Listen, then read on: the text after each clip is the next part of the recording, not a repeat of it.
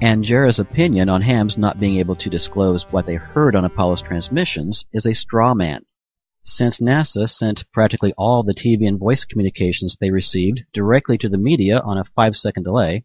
That pretty well destroys Jarrah's argument. Once Apollo's transmissions were aired on TV or radio, they became public record. That sounds like intent for public viewing to me. If they had every intention of making all communications public, why issue the warning in the first place? This was discussed in my video in which I first brought up these FCC regulations. But perhaps most revealing of all, in this article, Wilson and Nadel alert their readers with the following. Important. FCC regulations prohibit disclosure of the content of communications not intended for the public. Thus, it is illegal to inform the press or any other third party of the content of any information directly received from the Apollo communications link. In other words, hams who did manage to find a way to track Apollo would not be allowed to give the data to the press. If an astronaut said something like, Roger, Neil, we just wanted a narrative such that we can, when we get to playback, we can sort of correlate what we're seeing. Thank you very much. These hams would be prohibited from revealing what they received. These missions were not Department of Defense flights, they were supposedly journeys of peace for all mankind. So why are some of these flight communications classified? Especially when NASA releases a complete transcript of the ground-to-air communications after every mission. Or is the transcript not as complete as NASA would like us to believe? In 1999, Bart Sibrel received a reel of footage from the Apollo 11 mission. At the beginning, it was clearly labelled, "This film of the Apollo 11 mission was produced as a report film by the Manned Spaceflight Center and is not for general public distribution."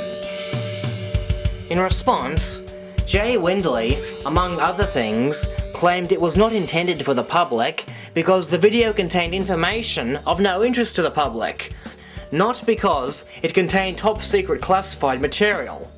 He also stated, "Further, there was legitimate need for secrecy. From the human end, there was the privacy of the crew to protect. Many of the debriefings were initially classified because they contained details about the crew's medical status. That's between NASA and the astronauts. But there were operational and technological details that had to be kept secret as well. The United States was in a race to the moon, and keeping its tools secret in order to win the race is a legitimate undertaking. And while the Saturn V may not have been intended as an ICBM, nothing would have prevented the Soviets from adapting it as one if they had obtained the detailed design and performance information." And yet, in the same article, Windley claims that these transmissions were broadcast live and thus seen by millions. That's a wonderful way to keep your medical status and technological secrets private. Broadcast them live for the whole world to see. How very secretive. As for burying the truth behind Apollo, I think Jarrah is confused as to what's actually in that grave. It only takes one exception to disqualify a claim. Jarrah lists 3 exceptions. 3 amateur radio operators who managed to tune their dishes, as he says, to Apollo. And he offers no real evidence to suggest they weren't telling the truth. Jarrah also leaves out the story about Larry Basinger, who picked up and recorded VHF transmissions during the Apollo 11 EVA. There's an article about Larry on the Otter Creek South Harrison Observatory website. A link is in the sidebar to this video. The site even has recordings that Larry made. Recordings of Aldrin and Armstrong's voices, uninterrupted by any ground chatter from Capcom, and missing the Quindar tones heard during the TV broadcasts. I became aware of this article last year when Phil Plait posted it on his blog around the time of the Apollo 11 anniversary. I was going to make a video covering it, but that video got pushed back to a later date. Why? Because at the time of when I learned of Basinger, the LRO photographs were already the highlight of the headlines, as were the missing moonwalk videos turning up erased. And because Basinger's story was no news, as he only claims to have received signals from the moon itself, not the trip there and back, I made a decision to push my coverage of his reception to a later date and focus on the current affairs. I started with the LRO photos, but then I had to put my work on hold so I could attend Ralph Renee's funeral. Unfortunately, before my work could resume, I found the propagandists like Phil Webb and Astrobrand 2 had poisoned the well with their nonsense videos in response to me. Because ignoring the propaganda won't make it go away, I felt obligated to address it before continuing on the current affairs.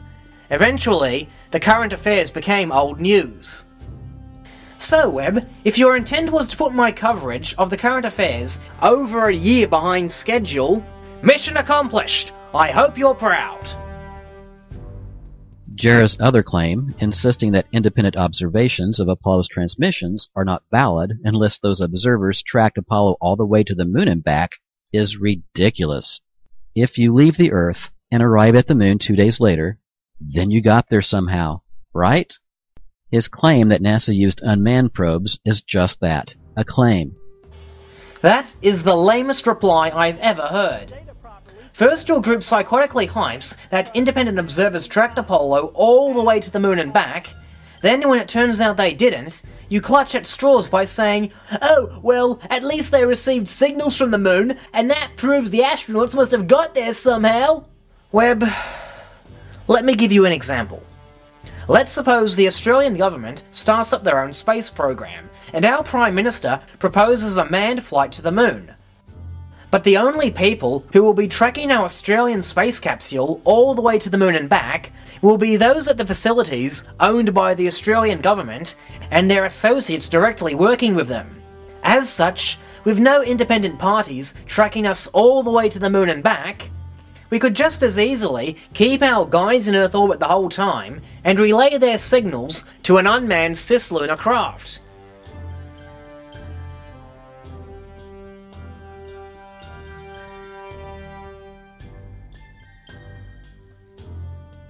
This is essentially the exact same scenario with Apollo. It was the fox guarding the henhouse.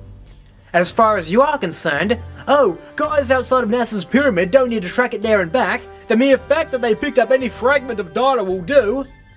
This is purely a sad, pathetic, desperate ad hoc argument by Phil Webb, who can no longer hide from the fact that there were no independent observers tracking Apollo all the way to the moon and back.